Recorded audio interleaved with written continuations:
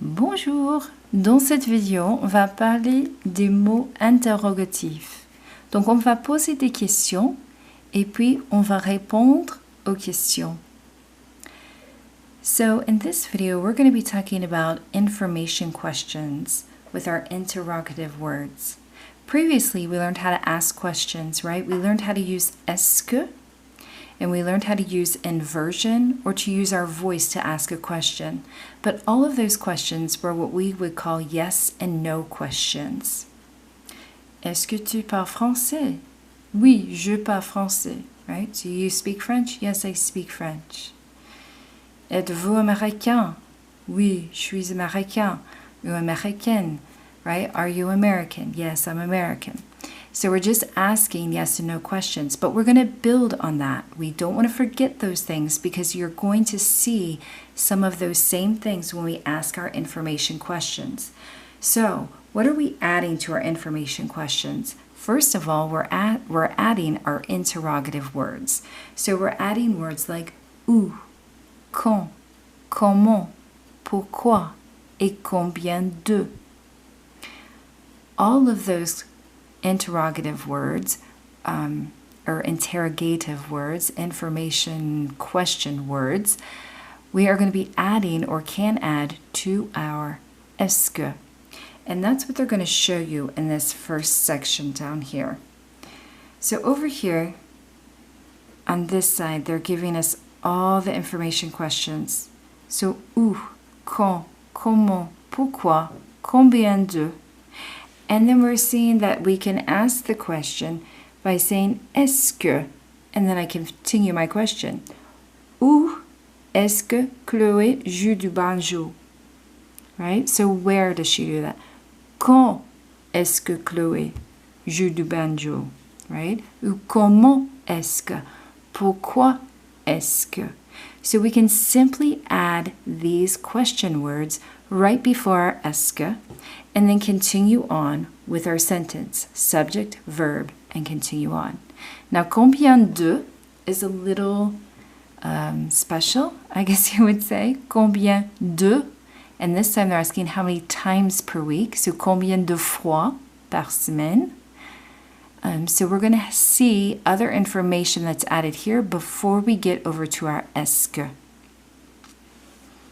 So we can simply take these words, put them in front of our est-ce que, and now we're asking an information question. We want more than just a yes or no question. Now, we can also use these with inversion, where we switch our subject and our verb.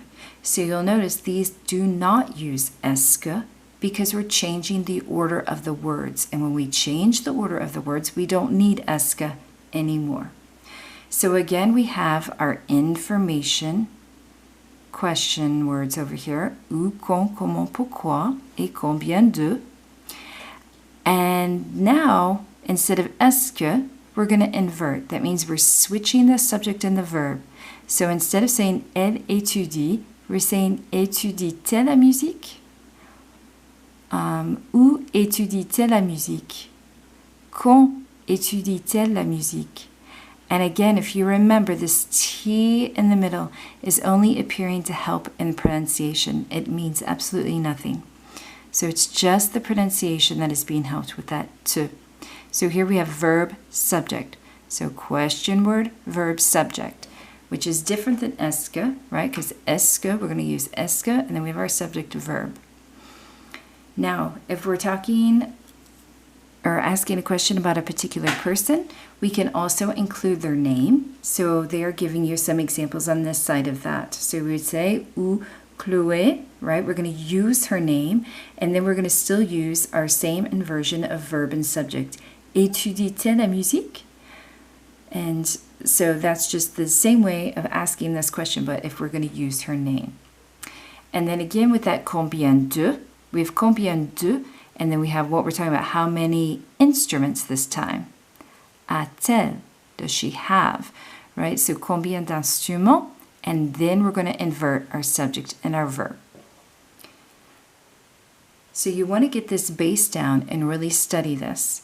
You want to know what the question words are, what they mean, how do we form the question with est-ce que, how do we form it if we want to use inversion, switching our subject and switching our verb?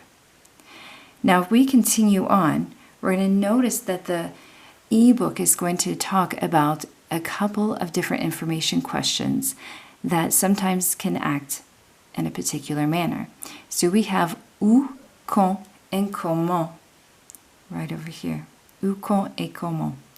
And notice we can say où étudie Chloé, quand étudie Chloé, comment étudie Chloé. So this time, with these particular words, we can just switch our subject and our verb without having to use a she, like we had to do before. Okay? And then we have combien d'instruments à Chloé. So, however, they want you to note, and a little exception here, the pronoun is almost always required if we ask the question pourquoi. Pourquoi Chloé étudie-t-elle? So with pourquoi, we're going to use the name, and then we're going to invert the verb with the pronoun. So that's something important to notice. If we continue on, they're going to talk about information questions with our interrogative pronouns. And now we have some other ones. We have qui, qu'est-ce que, and que. And then, of course, they're telling us that que becomes our QU apostrophe if it's before a vowel or a muted H. We haven't talked a lot about muted H, and you probably won't get into a lot of details about that. So mainly I would just say at this point, memorize whether you see it, the que become a QU apostrophe before a muted H. And it simply means that some H's in French they consider silent and some they do not. And so it's just in studying the language you will learn that more, which ones are and which ones are not. So, and then we have qui, they're telling us is invariable. So we're going to look at some of the examples that they give us for this. So first we have qui, which can mean who or whom, is used to ask about a person or a place. So we say qui étudie le français? So who studies French? Notice I don't have any est, and I'm not in a way I guess that you're inverting qui étudie le français. But the qui, right, is going to be my subject. So then I'm just going to use my étudie. Then we have qui regardez-vous? Who are you looking at? Then we have qui est-ce que vous regardez? Here we can use it. They're showing you with est que. So there's several different ways to use qui, and you want to note that. Then we also want to note that some verbs have prepositions after them, like parler. We parle à, right? We're speaking to someone. So now we're going to use that preposition and say à qui, right? To whom.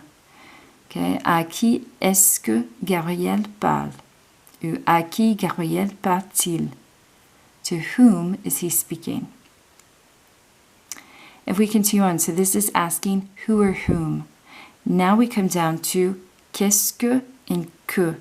This is referring or asking questions with what. So they're saying referring to things or ideas. And then they're telling us that que requires inversion, right? Qu'est-ce que does not, because it has est que in it. And they're showing that here first. Qu'est-ce que vous étudiez? Right? So qu'est-ce que, subject verb. And then if we just want to use que, qu'étudiez-vous? Okay, so what? And then we have that apostrophe because we have our vowel. And then we continue on with the question. But if I'm asking a question, I'm using inversion. I'm switching my subject and my verb, but it does not start with a vowel, that I'm just using que. Que pense-t-il de la chambre? What does he think of the room? So there are lots of different question words that you can use. So again, you will want to make sure that you're studying each one of these, right? So how can I ask who, right? I can ask qui. If I want to ask what, I can use qu'est-ce que, or I can use que with inversion. If I want to ask where, I'm going to use où. If I want to ask when, I'm going to use quand. And then I want to study the way I do that. How do I use it with est que? How do I use it if I'm going to do inversion, switching the subject and switching the verb? So I thought perhaps we should look at a couple of examples, and that may help. So here is a petite conversation, right? And we have to decide what is the question if they give us this answer, right? So they give you a modèle. And Sabine says, comment est la chambre? Right? And now we know comment is how, right? How is the bedroom? Like, what is it like? Then Julien says, la chambre est très agréable, right? So the bedroom is very nice. So the comment is asking a question of how, and so we're saying how it is. It's très agréable. So if we look at the next one, we have to figure out what is the question. If they tell me the answer is, la chambre est dans la rue Napoléon. Dans la rue Napoléon. So they're highlighting or italicizing dans la rue, right? So that is telling me where. So what is my where question? My where question is où. So I can simply say, où est la chambre? Where is the bedroom? Then I have the next one, right? Je ménage jeudi. And they're italicizing jeudi. So now I know they're asking, or they're telling Thursday. So I want to know quand, when. Quand est-ce que tu emménages? Ou quand emménages-tu? Right? Depending on if I want to use ESCO or inversion. Let's look at the next one. La chambre est petite mais confortable. Right? So now I know that the bedroom, it's small, but it's comfortable. So what kind of question am I going to ask if the answer is going to be small but comfortable? I'm going to ask, comment? Comment est la chambre? In the next example, I have an il y a. Il y a deux chaises et une table. So they're italicizing our deux and une, right? Numbers, 2 and 1. And so, of course, I'm going to ask, combien? Il y a combien de chaises et de tables? Il y a deux chaises et une table. Right? So, combien de? How many? Then Julien responds, la lampe est à côté du réveil. So we have à côté, right? Which we learned is à côté, next to. So we're going to talk about où, where. Où est la lampe?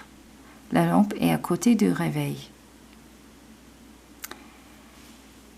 And the next answer, we say, j'ai des enceintes parce que j'adore la musique. Kind of gives it away, right? Because we have parce que. And whenever we have parce que, that means because. And of course, my question is going to be pourquoi? Pourquoi est-ce que tu as des enceintes? J'ai des enceintes parce que j'adore la musique. Right? So we're going to ask pourquoi? Because my response is parce que. Et finalement, j'écoute la musique quand j'étudie. So I'm listening to the music when I study. So I want the response of when I study. So I can ask, quand est-ce que tu écoutes la musique? J'écoute de la musique quand j'étudie.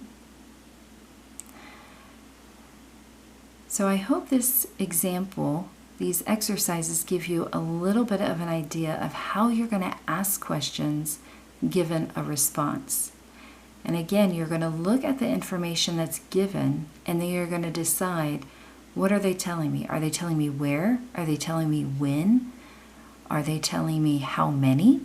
Are they telling me because? Right? Then I can ask why.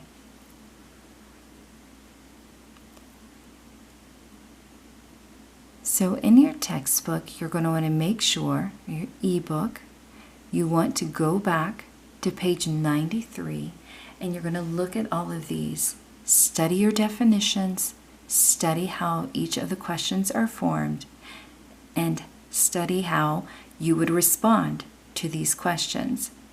If you have any questions, let me know. À la prochaine. Au revoir.